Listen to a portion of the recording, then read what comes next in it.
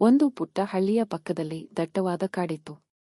ಆ ಹಳ್ಳಿಯಲ್ಲಿದ್ದ ಸೋಮಣ್ಣ ಎಂಬುವವನಿಗೆ ಕಾಡಿನ ಮರಗಳನ್ನು ಕಡಿದು ಮಾರುವುದೆಂದರೆ ಬಹಳ ಆಸೆ. ಒಂದು ದಿನ ಅವನು ಕಾಡಿನಲ್ಲಿದ್ದ ಅತ್ಯಂತ ಹಳೆಯ ಮತ್ತು ದೊಡ್ಡದಾದ ಆಲದ ಮರವನ್ನು ಕಡಿಯಲು ನಿರ್ಧರಿಸಿದ. ಅವನು ಮರಕ್ಕೆ ಕೊಡಲಿ ಏಟು ಹಾಕಲು ಹೋದಾಗ ಇದ್ದಕ್ಕಿದ್ದಂತೆ ಅವನ ಕಿವಿಗೆ ಮೃದುವಾದ ದನಿ ಕೇಳಿಸಿತು, ಸೋಮಣ್ಣ, ಸ್ವಲ್ಪ ನಿಲ್ಲು. ಸೋಮಣ್ಣ ಆಶ್ಚರ್ಯಚಕಿತನಾಗಿ ಸುತ್ತಲೂ ನೋಡಿದ. ಮರದ ಮೇಲಿದ್ದ ಒಂದು ಪುಟ್ಟ ಗುಬ್ಬಚ್ಚಿ ಮಾತನಾಡುತ್ತಿತ್ತು. ಸೋಮಣ್ಣ, ನೀನು ಈ ಮರವನ್ನು ಕಡಿದರೆ ನನ್ನ ಗೂಡು ನಾಶವಾಗುತ್ತದೆ. ಈ ಮರದ ನೆರಳಿನಲ್ಲಿ ವಿಶ್ರಮಿಸುವ ದನಕರುಗಳಿಗೆ ಆಸರೆ ಇಲ್ಲದಂತಾಗುತ್ತದೆ. ಎಲ್ಲಕ್ಕಿಂತ ಹೆಚ್ಚಾಗಿ ನಿನಗೆ ಉಸಿರಾಡಲು ಶುದ್ಧ ಗಾಳಿ ಎಲ್ಲಿಂದ ಸಿಗುತ್ತದೆ ಎಂದು ಗುಬ್ಬಚ್ಚಿ ಕೇಳಿತು.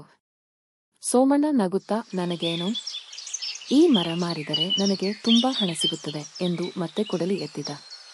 ಆದರೆ ಅಷ್ಟರಲ್ಲಿ ಮಧ್ಯಾಹ್ನದ ಸೂರ್ಯನ ಶಾಖ ವಿಪರೀತವಾಗಿ ಹೆಚ್ಚಿತು. ಸೋಮಣ್ಣನಿಗೆ ಬಾಯಾರಿಕೆಯಾಗಿ ಸುಸ್ತಾಯಿತು. ಬೆವರುತ್ತಿದ್ದ ಅವನು ಅದೇ ಆಲದ ಮರದ ತಂಪಾದ ನೆರಳಿನಲ್ಲಿ ಕುಳಿತುಕೊಂಡ.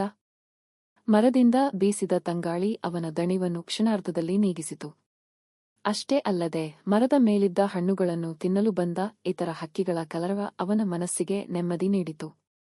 ಅವನಿಗೆ ಆಗ ಅರಿವಾಯಿತು, ತಾನು ಕಡಿಯಲು ಹೊರಟಿರುವುದು ಕೇವಲ ಒಂದು ಮರವನ್ನಲ್ಲ, ಬದಲಿಗೆ ಜೀವ ಸಂಕುಲಕ್ಕೆ ಆಸರೆಯಾಗಿರುವ ಒಂದು ಜೀವವನ್ನು.